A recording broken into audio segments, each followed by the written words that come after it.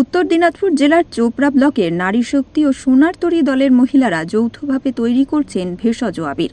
গত ৫ বছর ধরে এই মহিলারা আবির তৈরি করছেন। সেই আবির বিক্রির জন্য চলে যায় উত্তরবঙ্গের বিভিন্ন জেলায়। দলের মহিলারা জানিয়েছেন, উত্তর দিনাজপুর জেলা কৃষি বিজ্ঞান কেন্দ্র থেকে প্রশিক্ষণ নিয়ে ভেষজ আবির বানানোর কাজ শিখেছেন দলের মহিলারা। রাসায়নিক উপকরণের ক্ষতিকর দিক থেকে বাঁচতে বিশেষ কিছু ফুল, ফল, পাতা ব্যবহার করে ভেষজ আবির বানানো হচ্ছে। এই আবির ব্যবহারে চামড়া, চোখ বা শরীরের কোনো ক্ষতি হয় না। আমরা এখানে ৪-৫ বছর ধরে দুটো দল মিলে কাজ করছি, ৪-৫ জন মহিলা নিয়ে। আর আমাদের এই আবির তৈরির কাজে উত্তর দিনাজপুর কৃষি বিজ্ঞান কেন্দ্র থেকে আমাদেরকে প্রশিক্ষণ দেওয়া হয়েছে এবং এই আবির তৈরির জন্য বেশি আমাদের উৎসাহিত দেয় ডক্টর অঞ্জলি শর্মা, উত্তর দিনাজপুর কৃষি বিজ্ঞান কেন্দ্র। আর এখানে আমরা হলুদ কালার আর পিঙ্ক কালার অ্যারারুটের সঙ্গে মিশিয়ে বিটের রস থেকে আমরা পিঙ্ক কালার তৈরি করি।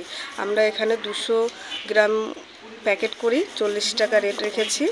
আর আমাদের এই আবির উত্তর দিনাজপুর কৃষি বিজ্ঞান কেন্দ্রেও আমরা দিয়ে থাকি। শিলিগুড়ি, সান্ডেহাট, ইসলামপুর, কোচবিহার বিভিন্ন জায়গায় আমরা বিক্রি করে থাকি।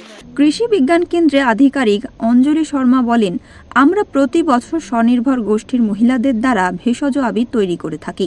এই ভেষজ আবির মূলত হলুদ, বিট গাছের ফুল, অ্যারারুট সামগ্রী দিয়ে তৈরি করা হয়, যা চোখে মুখে গেলে ক্ষতির কোনো সম্ভাবনা থাকে না।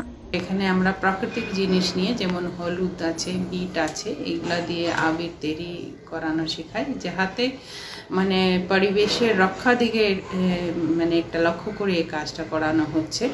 আর তার সঙ্গে দোল যাই হোক বছরে একই দিন, কিন্তু সেখানে যদি আমরা ভেষজ আবির তৈরি করি এবং ব্যবহার করি, তাহলে কিন্তু সেটা অনেকটাই কিন্তু আমাদের পরিবেশের জন্য সুরক্ষিত হবে এবং কোথায় না কোথায় আমরা লোকের মধ্যে, বাচ্চাদের মধ্যে একটা বার্তা দিতে পারি যে এই ধরনের জিনিস ব্যবহার করা উচিত।